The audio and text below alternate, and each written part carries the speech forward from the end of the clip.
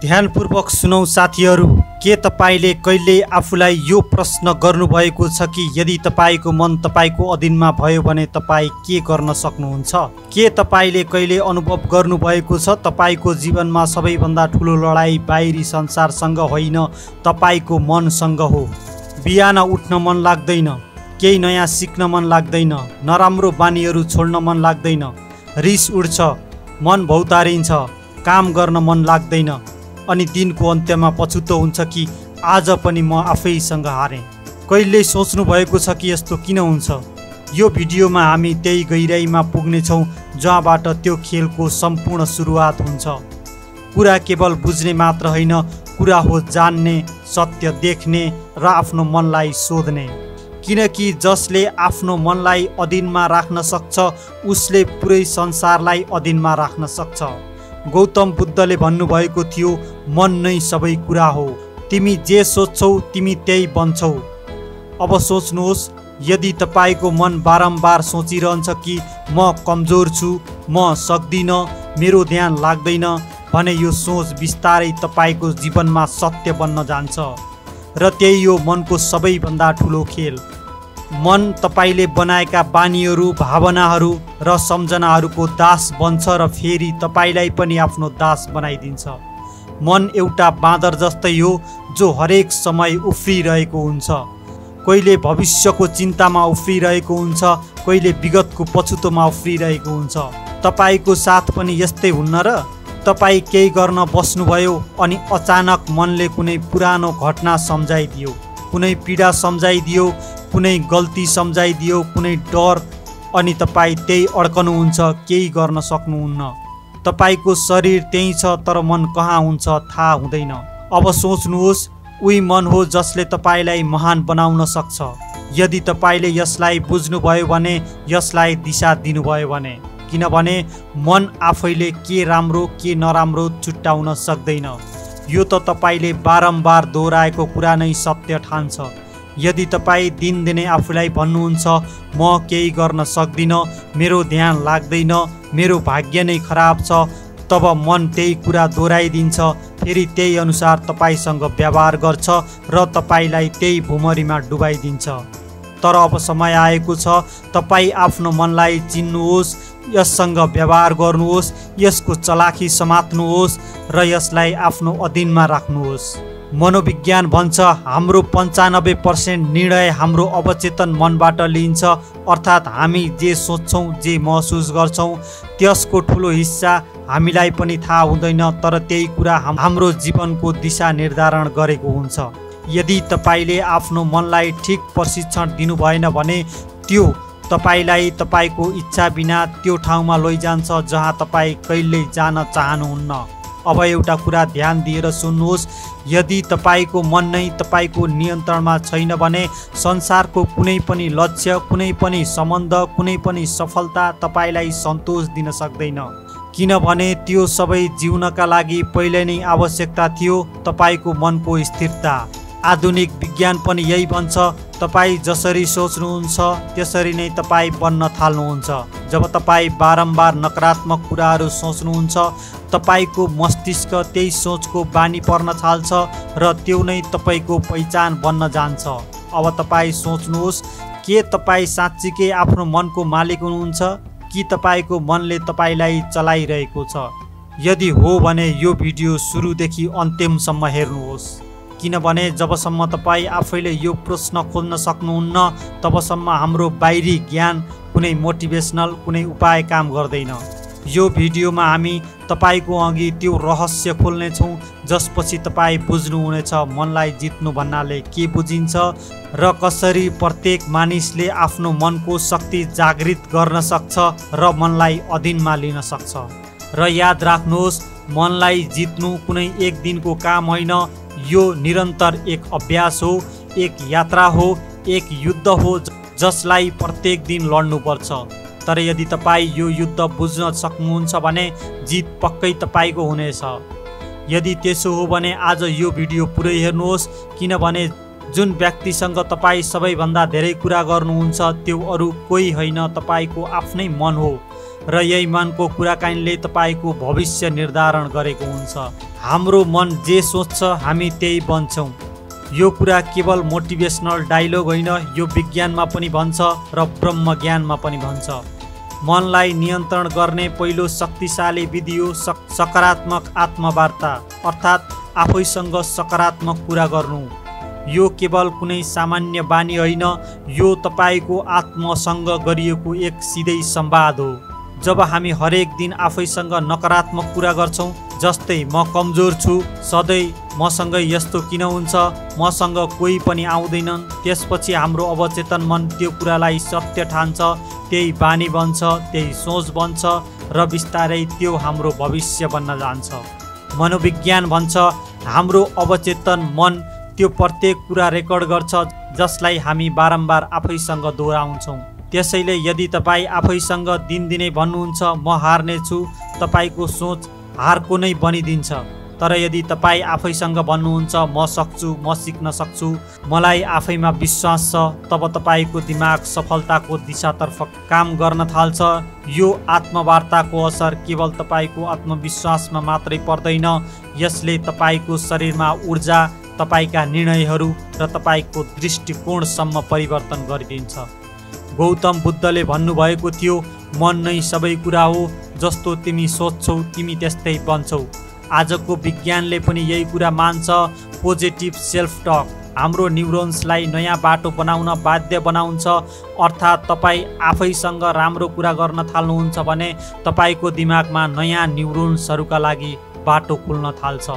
अब प्रश्न उठ्छ, यो सकारात्मक आत्मवार्ता कसरी गर्ने? हरेक बिहान उठ्ने बित्तिकै आफैसँग भन्नुहोस् म आज हिजोभन्दा धेरै राम्रो छु, म हरेक दिन अघि बढिरहेको छु। यी साना साना वाक्यले तपाईँको दिनको दिशा निर्धारण गर्छ। जब कुनै काम गाह्रो लाग्छ मसँग हुँदैन नभन्नुहोस्, बरु भन्नुहोस् यो एउटा चुनौती हो र म यसलाई सिक्नको लागि अवसरमा लिन्छु, यसलाई सिक्ने अवसरको रूपमा लिन्छु। यसले तपाईँको डर हराउँदै जान्छ। यदि तपाईँ गल्तीमा आफैलाई दोष दिइरहनु भएको छ भने भन्नुहोस् म सिक्ने मान्छे हुँ, गल्ती मेरो पहिचान होइन। यसले तपाईँको मनको बोझलाई हटाउँछ। संसारमा कुनै पनि सफलता तबसम्म आउँदैन जबसम्म तपाईँले आफैलाई विश्वास गर्नुहुन्न, र यो विश्वास तब आउँछ जब तपाईँ आफैसँग सकारात्मक कुरा गर्न थाल्नुहुन्छ। तर एउटा कुरा बुझ्नुहोस्, सकारात्मक आत्मवार्ताको अर्थ यो होइन कि तपाईँ सधैँ आफैसँग झुटो बोल्नुहोस्, बरु यसको अर्थ हो आफ्नो वास्तविक कमजोरी चिन्नुहोस् र यसलाई सकारात्मक दिशा दिनुहोस्। जस्तै हो यो मेरो कमजोरी हो तर म यसलाई सुधार्न सक्छु, बस यही सोचले तपाईँलाई हरेक दिन नयाँ स्तरमा पुर्याउँछ। एक सानो अभ्यास, प्रत्येक राति सुत्नु अघि आफैसँग 3वटा सकारात्मक कुरा भन्नुहोस्। जस्तै आज मैले आफैमा काम गरेँ, म अघि बढिरहेको छु, मलाई आफैसँग माया छ। यी साना साना कुराहरू जस्तो लाग्छ, तर यिनै साना कुराहरूको भित्र युद्ध जित्ने मद्दत लुकेको हुन्छ। बुद्ध भन्नुहुन्छ सुख तपाईँको आफ्नै विचारमा भर पर्छ। यदि तपाईँ विचार आफैमा नकारात्मक छन् भने तपाईँको जीवनमा प्रत्येक क्षण दुखी लाग्नेछ। तर यदि तपाईँ आफैभित्र सकारात्मक ऊर्जा भल्न थाल्नुभयो भने दुःखहरू पनि सामान्य लाग्न थाल्नेछ। अब ध्यान दिनुहोस्, यो त पहिलो विधि मात्रै हो, मनलाई नियन्त्रण गर्ने यात्रा। अगाडि हामी दोस्रो विधिमा प्रवेश गर्नेछौँ, लक्ष्य निर्धारण, गोल सेटिङ, जसले तपाईँको मनलाई स्थिरता र स्पष्टता दिनेछ। के तपाईँले कहिल्यै सोच्नु भएको छ मन किन भड्कन्छ? किन हामी धेरै कामहरू सुरुवात त गर्छौँ तर बिचमै छोडिदिन्छौँ? किन कहिलेकाहीँ हाम्रो मन अतीतका यादहरूमा उल्झिन्छ र कहिलेकाहीँ भविष्यको चिन्तामा हराउँछ? यसको पछाडि छ अस्पष्टता। मनलाई दिशा तब मात्र मिल्छ जब उसले थाहा पाउँछ म कहाँ जाँदैछु। तर जब तपाईँ यो दिशा स्पष्ट हुँदैन तब मन हुन्छ खुल्ला मैदानको बेतालमा दौडिरहेको घोडा जस्तो, कुनै गन्तव्य बिना दौडिरहेको। त्यसैले मनलाई नियन्त्रण गर्ने दोस्रो शक्तिशाली विधि हो लक्ष्य निर्धारण। जुन व्यक्तिले आफ्नो जीवनको लक्ष्य निश्चित गर्दछ उसको मन आफै अनुशासित बन्न थाल्छ। गौतम बुद्धले एकचोटि भन्नुभएको थियो, यदि कुनै व्यक्ति तीर चलाउँछ भने उसले पहिले नै जानिरहेको हुन्छ लक्ष्य कहाँ छ। यसरी नै जीवनमा अगाडि बढ्न मनुष्यले आफ्नो लक्ष्य पहिल्यै जानेको हुनुपर्छ।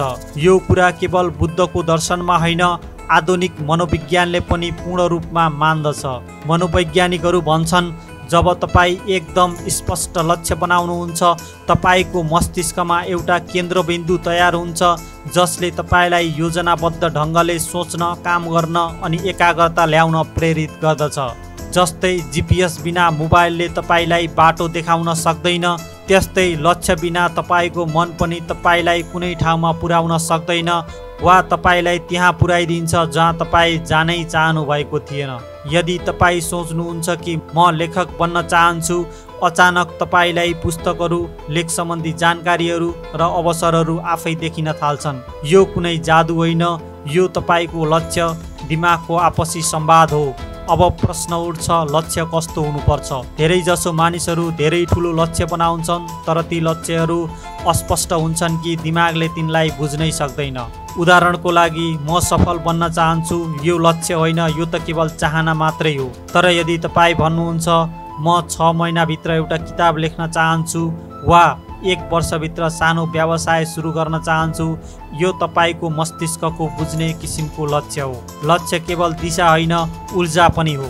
जब तपाईँ कुनै लक्ष्य बनाउनुहुन्छ र त्यसलाई कल्पना गर्नुहुन्छ, तपाईँको दिमागमा डोपामिन नामको रासायनिक निस्कन्छ। त्यसले तपाईँलाई उत्साह, प्रेरणा र सकारात्मक ऊर्जा भरिदिन्छ। मतलब लक्ष्य केवल मनलाई रोक्दैन, त्यसलाई अगाडि बढाउने प्रेरणा दिन्छ। अब अर्को प्रश्न, के केवल एउटा लक्ष्य भए पुग्छ? उत्तर होइन। लक्ष्यको विभाजन हुनु आवश्यक छ। दीर्घकालीन लक्ष्य, मध्यकालीन लक्ष्य, लघुकालीन लक्ष्य। किनभने जब तपाईँले केवल टाढाको लक्ष्य मात्रै राख्नुहुन्छ, बीचको भाग खाली राख्नुहुन्छ र तपाईँको मन थाक्छ र भन्छ धेरै टाढा छ, पछि गरौँला। तर साना साना छोटा छोटा लक्ष्य हुँदा मनलाई प्रगतिको अनुभूति हुन्छ र त्यो यात्रा रमाइलो पनि हुन्छ। लक्ष्य बनाउँदा के हुन्छ? तपाईँ जब लक्ष्यमा काम गर्न थाल्नुहुन्छ, मन आफै विकर्षणलाई हटाउन थाल्छ। ध्यान भड्किन लाग्दा दिमाग भन्छ हाम्रो लक्ष्य त अधुरै छ र तपाईँ पुनः ट्र्याकमा फर्किनुहुन्छ। जब तपाईँ कुनै आवश्यक कार्यमा पूर्ण मनले लाग्नुहुन्छ, तपाईँ न त भोक, न त प्यास, न त थकान, किनभने तपाईँले तपाईँको मनलाई पूर्ण रूपमा केन्द्रित बनाउनु भएको हुन्छ। आजको समयमा सबैभन्दा ठुलो रोग हो ओभर थिङ्किङ, एङ्जाइटी, डिप्रेसन र यसका लागि सबैभन्दा प्रभावकारी औषधि हो लक्ष्य। गौतम बुद्धले भन्नुभएको थियो, मन अत्यन्त चञ्चल छ, तर यदि यसलाई साध्न सकियो भने सबैभन्दा ठुलो शत्रुबाट मित्र बनाउन सक्छ।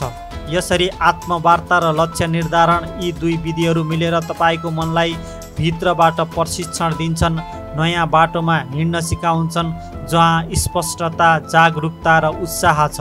अब हामी प्रवेश गर्छौँ तेस्रो विधि, समय व्यवस्थापन, जहाँ तपाईँ सिक्नुहुनेछ कसरी मनको गति समयको गतिसँगै जोडिन्छ। साथीहरू, के तपाईँलाई थाहा छ हामीमध्ये धेरैजसो मानिसहरूको मन कतिखेर सबैभन्दा बढी अशान्त हुन्छ? जब हामीसँग समयको कुनै योजना हुँदैन, जब हामी हरेक कामलाई टारिरहन्छौँ, बिहानदेखि रातिसम्म दौडधुपमै बिताइरहेका हुन्छौँ, तर पनि मनमा शान्ति आउँदैन, सन्तुष्टि आउँदैन। समस्या वास्तवमा यसको अभाव होइन, समस्या हो समयको व्यवस्थापन नहुनु। यहीँबाट सुरु हुन्छ मनलाई नियन्त्रणमा ल्याउने। आजको युग व्यस्त रहनु एक किसिमको ट्रेन्ड बनेको छ, तर व्यस्त रहनु र व्यस्ततालाई व्यवस्थापन गर्न नसक्नु यी दुई फरक कुराहरू हुन्। यदि तपाईँ दिनभर धेरै काम गर्दै हुनुहुन्छ तर अन्तिममा थाकेर पल्टिनुहुन्छ, आफैसँग रिसाउनुहुन्छ, पछुताउनुहुन्छ र भन्नुहुन्छ कि आज पनि समय खेर गयो, फेरि ध्यानसँग सुन्नुहोस्, तपाईँ समयलाई चलाइरहनु भएको छैन, बरु तपाईँलाई समयले चलाइरहेको छ। जब समयले तपाईँलाई चलाउन थाल्छ, तपाईँको मन स्वाभाविक रूपमा थकित, चिन्तित र अस्तव्यस्त हुन्छ। हाम्रो मस्तिष्क तब मात्र राम्रोसँग काम गर्न थाल्छ जब उसलाई थाहा हुन्छ कि यसपछि अर्को के गर्ने भनेर। मनलाई चाहिन्छ दिशा र दिशा दिन्छ समय व्यवस्थापनले। समय व्यवस्थापन भनेको केवल घडी हेर्नु होइन, यो एक कला हो, एक विज्ञान हो र साथसाथै एक साधना पनि हो।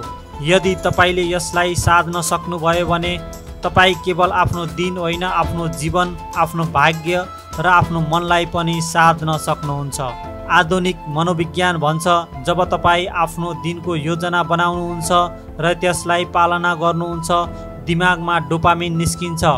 डोपामिन त्यो रसायन हो जसले तपाईँलाई सन्तुष्टि र ऊर्जा महसुस गर्छ। ठ्याक्कै त्यस्तै अनुभव जुन तपाईँले उपलब्धि पाएपछि गर्नुहुन्छ। अर्थात् तपाईँ बिहान उठेर आफ्नो दिनको योजना बनाउनुहुन्छ र साँझसम्म त्यो योजना पुरा गर्नुहुन्छ भने तपाईँको मस्तिष्क तपाईँ एक सफल व्यक्ति झैँ महसुस गराउँछ र त्यति बेला जन्मन्छ आत्मविश्वास, मानसिक स्थिरता र आन्तरिक शक्ति। हाम्रा प्राचीन ग्रन्थहरूमा पनि समयलाई सबैभन्दा ठुलो गुरु भनिएको छ। वेदहरूमा पनि भनिएको छ, कालो ही परम बलम। समय नै परम शक्ति हो। जो समयसँग चल्न सिक्छ उसलाई कुनै लक्ष्य असम्भव लाग्दैन। गौतम बुद्धले पनि समयको मूल्य गहिरो रूपमा बुझ्नु भएको थियो। उहाँले एक ठाउँमा भन्नुभएको छ, जो व्यक्ति एक क्षण पनि समय व्यर्थ जान दिँदैन ऊ जीवनलाई पूर्ण रूपमा बाँचिरहेको हुन्छ। बुद्धका अनुसार जीवनको वास्तविक शान्ति तब मात्र सम्भव हुन्छ जब हामी प्रत्येक क्षण पूर्ण रूपमा जागरुक हुन्छौँ। उहाँले अझै भन्नुभएको छ, भविष्यको चिन्ता नगर, भूतकालको पछितो नगर, वर्तमान क्षणमै बाँच, किनभने यही जीवन हो। समय व्यवस्थापनले हामीलाई सिकाउँछ वर्तमान क्षणमा बाँच्ने। जब तपाईँ आफ्नो कार्यलाई समयअनुसार बाँड्नुहुन्छ, तपाईँको मन अनावश्यक सोच, भ्रम, चिन्ता यी सबबाट बच्न थाल्छ। मन न त अतीततिर जान्छ न भविष्यतिर हराउँछ। मन त्यहाँ हुन्छ जागरुक र नियन्त्रण। सबैको 24 घण्टा नै हुन्छ।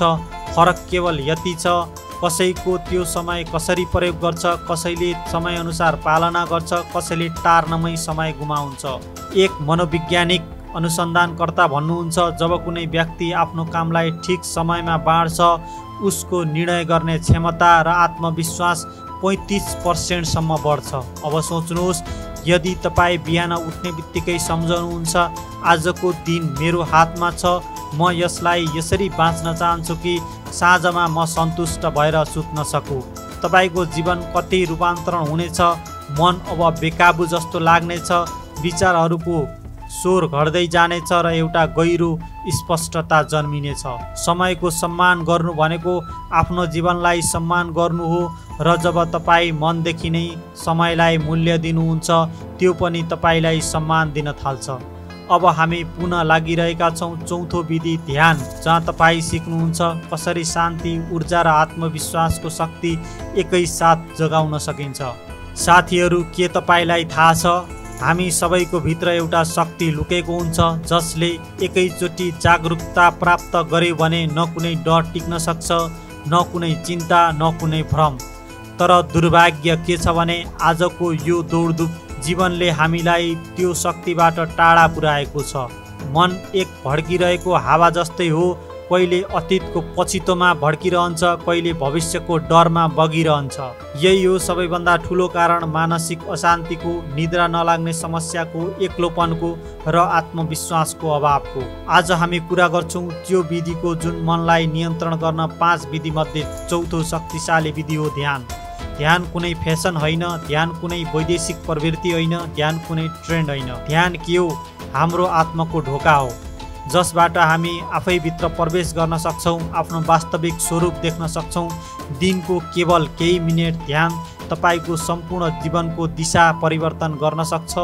यो कुनै अतिशयोक्ति होइन, यो कुरा विज्ञानले पनि प्रमाणित गरिसकेको छ र ब्रह्मज्ञानले पनि बारम्बार प्रमाणित गरिसकेको छ। तब तपाईँ ध्यान गर्नुहुन्छ, पहिलो कुरा के हुन्छ भने तपाईँको मन शान्त हुन्छ। त्यो मन जो अहिलेसम्म बादर चाहिँ उफ्रिरहेको थियो शान्त हुन्छ, स्थिर हुन्छ। जब मन शान्त हुन्छ त्यो बेला मात्र तपाईँ आफ्नो विचारलाई स्पष्ट रूपमा देख्न सक्नुहुन्छ। विचारमा आउने स्पष्टता तपाईँको समस्याको समाधान हो, किनभने समस्याभन्दा बढी तपाईँलाई सताउने कुरा हो भ्रम। र भ्रम त्यतिखेर मात्र टुट्छ जति बेला विचारहरू स्पष्ट हुन्छ। आजका मनोवैज्ञानिकहरू पनि भन्छन् यदि तपाईँ 10-15 मिनट ध्यान गर्नुहुन्छ भने दिमागमा एमाइडिटा भन्ने रासायनिक उत्पन्न हुन्छ र जसले तपाईँको भावनात्मक प्रतिक्रिया सुधार्छ। मतलब जुन कुरा पहिले तपाईँलाई चित्त दुखाउँथ्यो, रिस उठ्थ्यो, अब त्यही कुरा सहजै हाँसेर टार्न सक्नुहुन्छ। जुन कुराले पहिले तपाईँको निद्रा खोज्थ्यो तपाईँलाई गहिरो निद्रामा लैजान्छ। ध्यान कुनै नाटक होइन, ध्यान एक आन्तरिक प्रक्रिया हो र यसले फल दिन्छ तपाईलाई। तपाईँ श्रद्धा र निरन्तरताका साथ गर्नुहुन्छ भने मात्र। शरीरलाई व्यायाम चाहिन्छ, ठिक त्यस्तै मनलाई ध्यान आवश्यक पर्छ। ध्यान विकल्प होइन, ध्यान हो मानसिक स्वच्छताको मूल आधार। अब केवल एक क्षणको लागि चुपचाप बस्नुहोस्, एक शब्द पनि नबोल्नुहोस्, कुनै ध्वनि होइन, कुनै विचार होइन, केवल तपाईँ स्वयं, केही पनि नबोली, केही पनि नदेखी। के तपाईँ आफ्नो भित्र हेर्न सक्नुहुन्छ? ध्यानमा जाँदा तपाईँ महसुस गर्नुहुन्छ म मेरा विचार होइन, म त्यो साक्षी हुँ, त्यो विचारहरूलाई हेर्दछु। गौतम बुद्धले ध्यानलाई जीवनको मूल मन्त्र मान्नुभएको थियो। ध्यान नै एकमात्र बाटो हो जसले तिमी भित्रको आगो निभाउन सक्छ।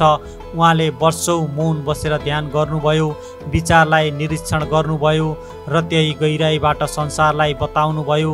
मानवको दुःख कुनै बाहिरी कारण होइन, मानिसको वास्तविक दुःख आफ्नो मनको अस्थिरता हुन्छ। ध्यान मुक्तिको यात्रा हो। जब तपाईँ ध्यान गर्नुहुन्छ तपाईँ साक्षी बन्नुहुन्छ। तपाईँ आफ्नो डर, क्रोध सबैभन्दा बाहिरबाट हेर्न थाल्नुहुन्छ र यही दूरी हो मुक्तिको पहिलो पाइला। आज हामी कति समय बिताइरहेका छौँ मोबाइलको स्क्रोल गर्दै, टिभी हेर्दै, अनावश्यक कुराकानी गर्दै। यदि तपाईँ त्यही समयबाट केवल 15 मिनट निकालेर आफ्नो लागि, आफ्नो मनको लागि दिन सकियो भने जीवन कति परिवर्तन हुन्छ, होइन? ध्यान गर्नको लागि तपाईँलाई कुनै विशेष स्थान चाहिँदैन, कुनै विशेष विधि चाहिँदैन। बस एउटा सानो कुना भए हुन्छ। शान्त वातावरण होस्। तपाईँ चाहनुहुन्छ भने आँखा बन्द गर्न सक्नुहुन्छ, सासमा ध्यान दिन सक्नुहुन्छ, ओम उच्चारण गर्न सक्नुहुन्छ वा केवल मौन बस्न सक्नुहुन्छ। तरिका जे भए पनि फल एउटै हो, शान्ति, स्पष्टता, आन्तरिक शक्ति। ध्यानले तपाईँलाई सिकाउँछ जबसम्म तपाईँ आफ्नो मनलाई नियन्त्रण राख्न सक्नुहुन्छ तबसम्म संसारको कुनै पनि कुरा, न त धन, न त सम्बन्ध, न त सफलता तपाईँलाई पूर्ण सन्तुष्टि दिन सक्दैन। जबसम्म तपाईँ आफ्नो मनलाई नियन्त्रण गर्नुहुन्न तबसम्म संसारको कुनै पनि कुरा, न त धन, न त सम्बन्ध, न त सफलता तपाईँलाई यी कुराले पूर्ण रूपमा सन्तुष्टि दिन सक्दैन।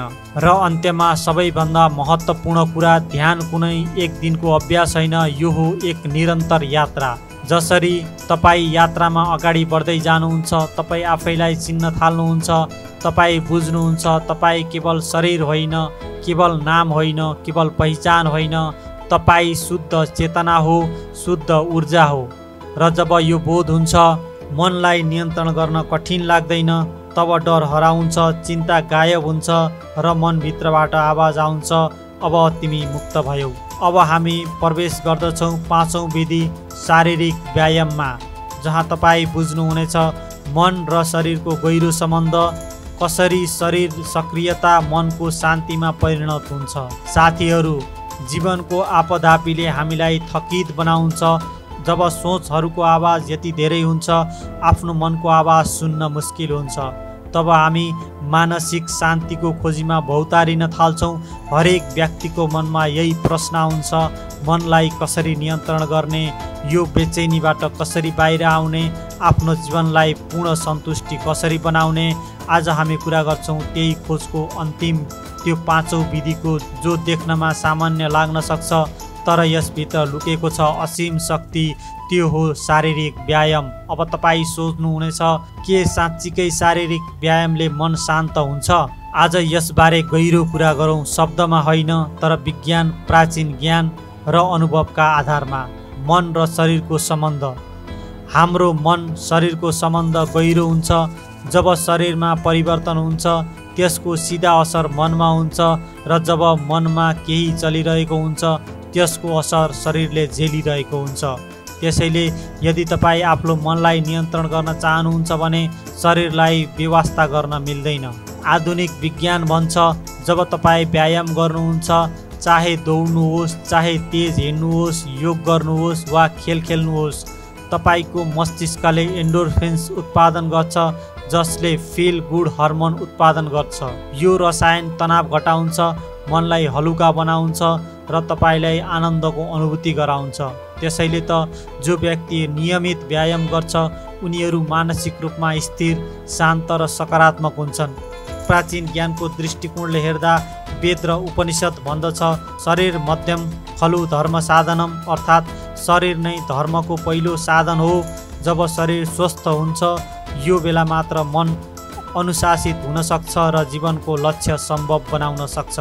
गौतम बुद्धले पनि ध्यान र प्रवचन मात्रै दिनुभएको थिएन, उहाँले शरीरलाई सक्रिय राख्न, हिँड्न, काम गर्न र शरीर तथा मनको सन्तुलनमा ध्यान दिन सिकाउनु भएको थियो।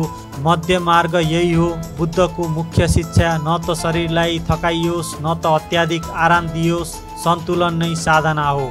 जब तपाईँ थकित हुनुहुन्छ, तनावमा हुनुहुन्छ वा रिस उठेको हुन्छ, शरीर कस्तो हुन्छ?